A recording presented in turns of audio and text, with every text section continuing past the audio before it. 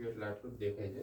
આ જે ચિત્ર દેખાય છે ઓરિજિનલ છે, સદગુરુ મહારાજે ખુદ એમના હાથેથી દોરેલું એ ચિત્ર.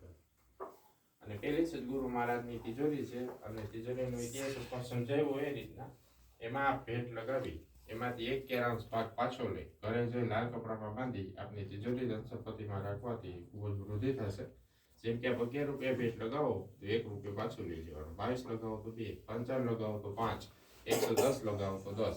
જે આપની ઈચ્છા શક્તિ હોય એ આપ ભેટ લગાવી શકો અને આ રીતના તિજોરીમાં અંદર હાથ નાખીને દર્શન કરી શકો. તિજોરીમાં અંદર ખાલી જમણો હાથ જ જશે.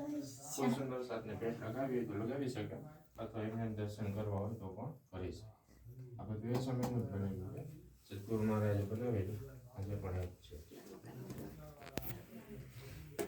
અને શ્યામ સુંદરના મંદિરે સદગુરુ મહારાજ કથા સાંભળવા જતા તાવ આવી ગયો હતો, મૂર્છામાં પડી ગયા હતા. માતા પિતાજી દરવાજો બહારથી બંધ કરી દીધો હતો. એ રૂમ બહારનો છે.